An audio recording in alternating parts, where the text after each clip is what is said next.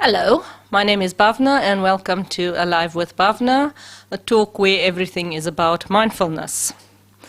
So for those that are new to my show or this is your first podcast, just a bit of a history as to who I am. I come from South Africa and I've been in New Zealand for the last 11, 12 years. I've been studying psychology and doing mindfulness practices for about the last 18 years. It was in New Zealand that my mindfulness practice changed to incorporate more of the stuff I'm going to talk about today, which is the loving kindness approach. And from there, my book came out, which is Self-Love, the First Step. I'm a clinical psychologist by profession, and a lot of my work is mindfulness-based. So because this is a show about mindfulness, what is mindfulness and why is it so important? Mindfulness is about learning how to be in your bodies at this moment, learning how to accept this reality, learning how to relax, let go, and just be where you are rather than where you think you should be or what you think you should be doing. It's something that's innate in all of us. We were born doing this. Little kids do this brilliantly. We've learned how to not do this. As adults, we've learned how to be in our heads rather than in our bodies. Mindfulness is essentially coming back home, learning how to be back in my body, learning how to live as an embodied being. There's two parts to mindfulness, and I've just come back from a 10-day silent retreat in which we focused on the second part of mindfulness, which is the loving kindness aspect.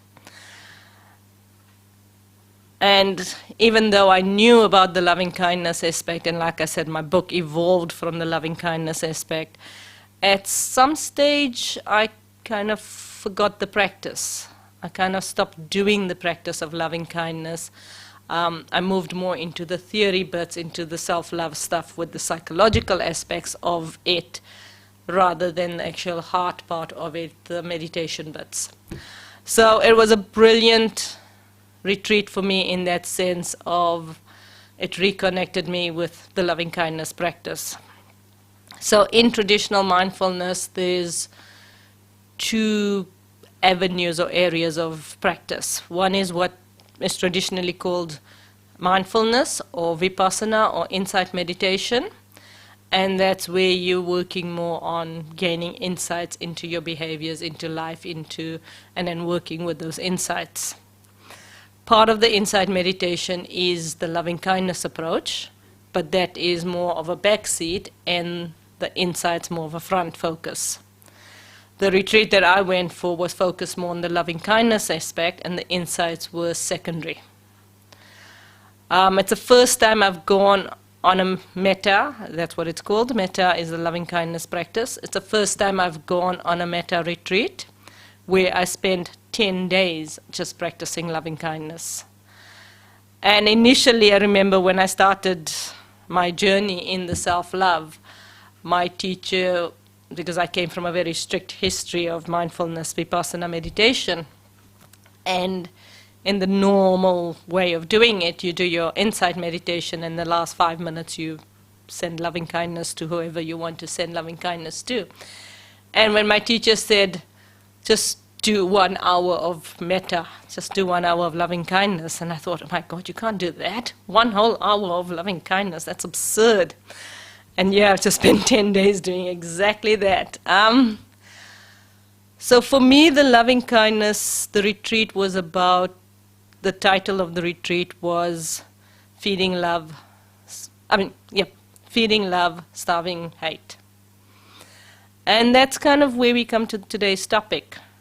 Today's topic is peace, love, happiness, and well-being. Really something that we all want, something that the world is starving for, the world is crying out for it. So if it is something that we all want, how come we're so lacking in it? How come we don't know where to find this? How come it's such a rarity? Why are we living lives in which the opposite is so true? Where I'm distressed, I'm living in fear, I'm unhappy, My body and mind is unhealthy. I have psychological issues. I have physical conditions. I'm dissatisfied with my life. I have low self-confidence. Why do we have the opposite of what we all want? How did we get into this mess? So like I said, the retreat was based on feeding love, starving hate. And that's kind of where this stuff is. Whatever we feed, whatever we grow, that's where we go. Feed love, and you grow in love. Feed hate, feed anger, and you grow in in hate and anger. So, what did I get from this 10-day retreat? Metta, or the loving kindness approach, is really, really simple. Just like normal mindfulness, it's really, really simple. But simple doesn't mean easy to do. Metta is simply about wishing yourself or others to have peace, love, happiness, or well-being. And well-being. Depends whether you want to throw it all in one or just focus on one emotion, that's also fine. It's really that. It's a simple, friendly wish for you to have peace, love, happiness, and well-being. That's it. It's easy as that. But it's so hard for me to radiate those feelings to you if I don't feel it for myself. How can I radiate something that I don't have? And this is where the rubber hits the road in terms of the metta practice. So the first part of the metta is learning how to sit with myself and give myself the friendly wish of peace, love, happiness, and well-being. And while doing this practice, a lot of my insecurities came up. Like, ooh, am I allowed to be peaceful? But what about I do this thing? Or I can't really be happy when this is going on in my head. Or I can't just be happy because I had a fight with someone, or this happened, or that happened. Or I'm a really bad person. I can't be peaceful. I can't be happy. I can't be loved. That's too obscene. So all those insecurities, all those underlying lack of worth, all those came up. Because as I'm sitting there trying to wish myself well, my heart's going, yeah, but what about? Yeah, but what about? Yeah, what about? And that's where this practice is. It's an idea of, it's still wishing yourself peace, love, happiness, and well-being, despite your insecurities, despite the bad thing that you did or thought, despite what a horrible human being you think you are. That's okay, you got all that, but still, maybe I can just wish you peace, love, happiness anyway. And that was the practice of slowly starting to see myself as okay enough at this moment to wish myself those states. Because loving kindness is not contingent upon conditions. It's not contingent upon I can only have peace, love, happiness, and well-being if these conditions are met. Because that's conditional love, that's conditional acceptance. This is learning how to sit with myself in my pain, in my disgust, in my horror, in my whatever, and still wish these kind wishes on myself. Because that's what loving parents do. When their child is distressed, that's when they're more active as a parent, not less active. That's when they're more involved as a parent, not less involved. The same thing here is wishing myself these states even in my dark moments, even in my sad moments, even in my disgusting moments of going, oh my God, I'm that kind of a person. I never thought I was that kind of a person, but yeah, I am that kind of person. I have those feelings. Oops, okay, still human, and I'm still entitled to feel peace, love, happiness, and well-being. So that was the first part of the metta practice. The second part was now that I've learned how to generate this to myself, can I generate it to others? Can I wish other people well? Can I wish other people peace, love, happiness? And some people were really easy, as you might imagine, and some people not so easy. A longer list of not so easies than easies, unfortunately, but I think that's the human condition as well. And yeah, with the easy people, like I said, that was easy, that was non-complicated. But with the not so easy people, this is where I started to see myself, I started to see my prejudices. I started to see that I have some of these yucky personality traits that I didn't think I had or didn't want to admit that I had. They were deeply hidden. Maybe not so deeply hidden, but just not admitted. And that was hard. So trying to sit there and trying to generate good wishes to someone who I had a bit of animosity towards, or a bit of a crunch towards. And what I realized by doing this practice with these people was most of the time it wasn't about that person. It was actually about me. I didn't like so-and-so, or I was angry at so-and-so purely because I was just jealous about them or envious. They had the life I wanted. They seemed to be doing all these fun things, and I wasn't part of that equation anymore because we've had a falling out. It was actually jealousy. And that's why I didn't like this person, because I was jealous or envious. With other people on my not so easy list, I found out that actually I didn't like so-and-so, and every time I spoke to so-and-so, my heart closed. But it had nothing to do with that person. The issue with that person was actually that they reminded me of another situation in my life when someone treated me badly or a negative experience. And all I did was projected that negativity on this person who for some reason reminded me of that situation. So it was really a heart-opening and an eye-opening retreat in that sense of noticing where my prejudice is. How much am I holding on to? How much am I causing my dis-ease in my life by projecting my anger, hatred, whatever on people, when actually it's just good old pure jealousy, anger, envy, feeling left out. And it's admitting those stuff to myself so that my relationship with this person can be different. With my really difficult person or people, that took a little more work. Wasn't so easy as the easier ones. With those people, I probably spent most of the day just trying to radiate love, compassion, goodwill towards these people, and noticing every time my heart closed. And in that context, I notice some of these are lifelong patterns or behaviors or lessons that I've learned from this person, and I've been carrying that. I've been carrying scars that I didn't even know existed based on this person or related to this person.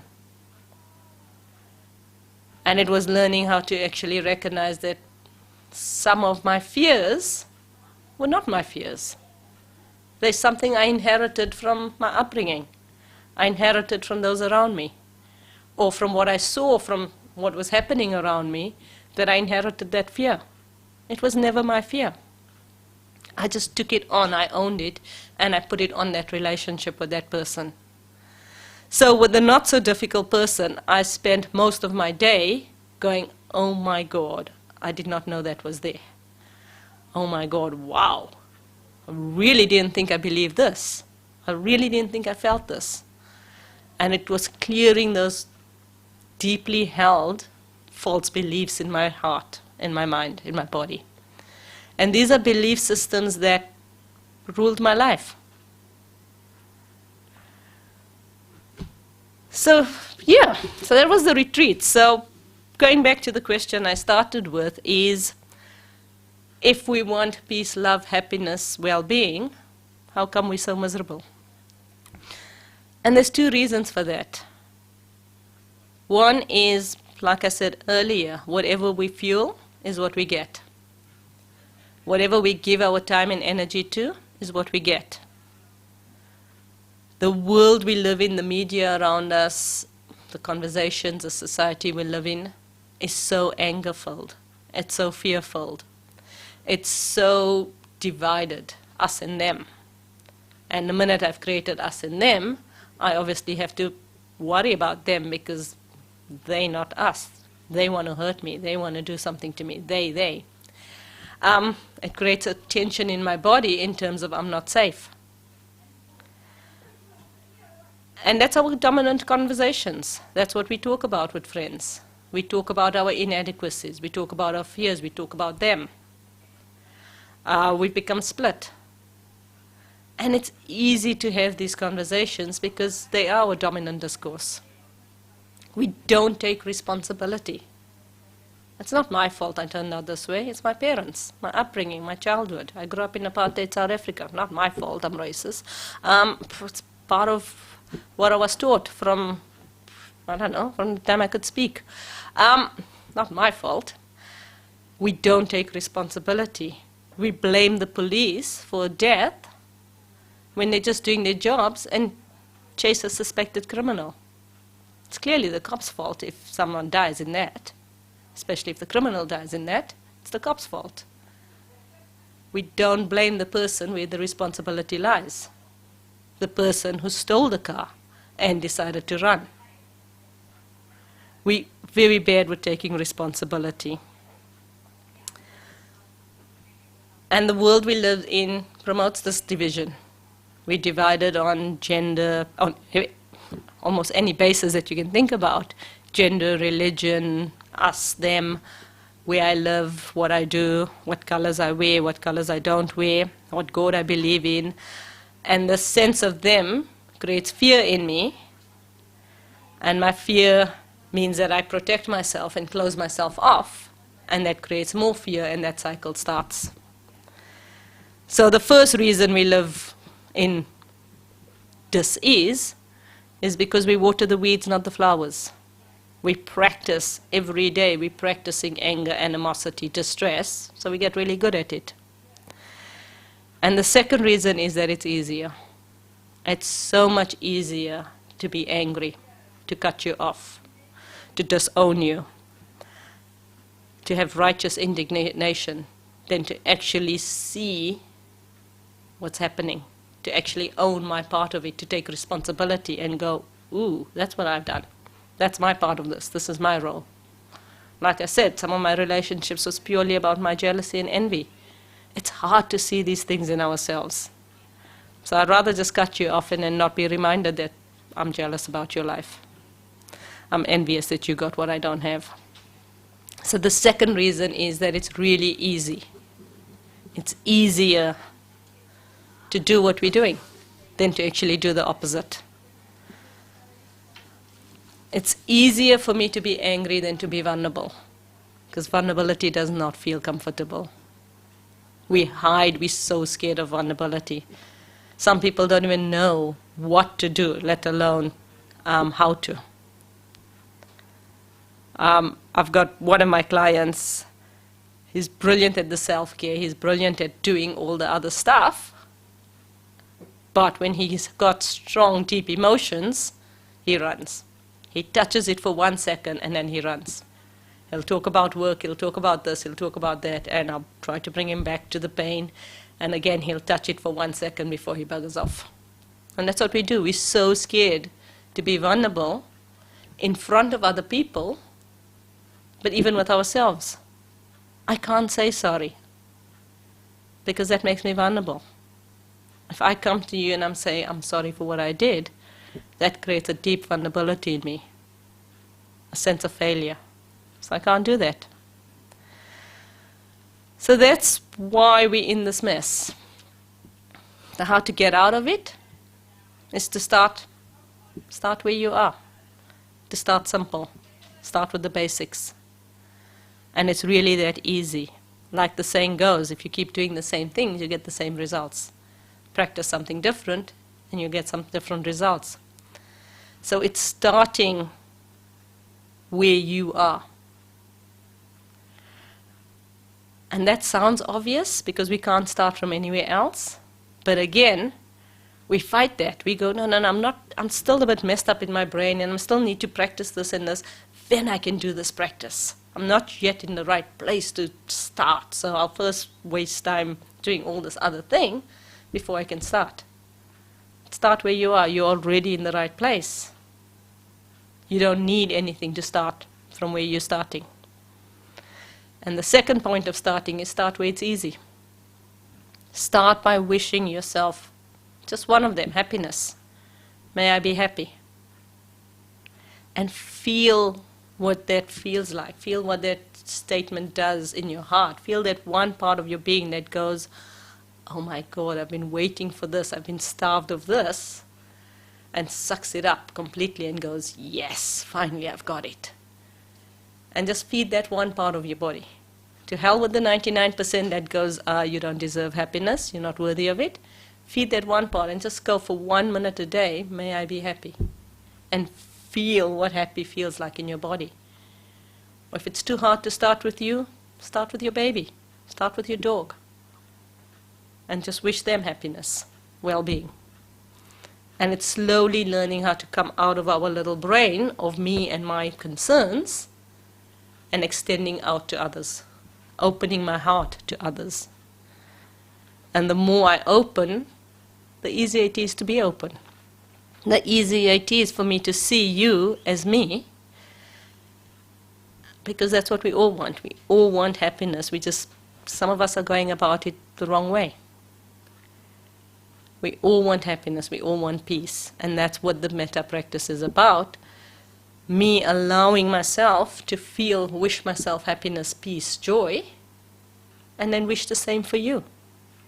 And for you, and for you. And even the difficult people. Even the difficult people in my life, I'm still able to say, despite that, despite what's happened, I'm still able to wish you peace, love, happiness and well-being. Because like me, that's what you want. That's what you're searching for. That's what your heart is crying out for. So the simple message is start where you are. Start where it's easy. Just with a simple wish to yourself, may you be happy. And see where that lands in your heart. Allow that tiny seed to grow, to blossom. And then throw in the next seed. May you be peaceful. Whatever you want to wish yourself. And it's that simple. Start practicing a new skill. Start practicing difference, love, peace, happiness, and well-being. And if you want to talk about this or anything else, please contact me. My contact details are my website is alivepsych.co.nz. My phone number is 022 08 43 095. Look forward to hearing from you if you have any comments on the show. And I'd like to end with the song Greatest Love, because that's kind of what this whole talk is about. Learning to love ourselves is the greatest gift of all. Thank you. Bye.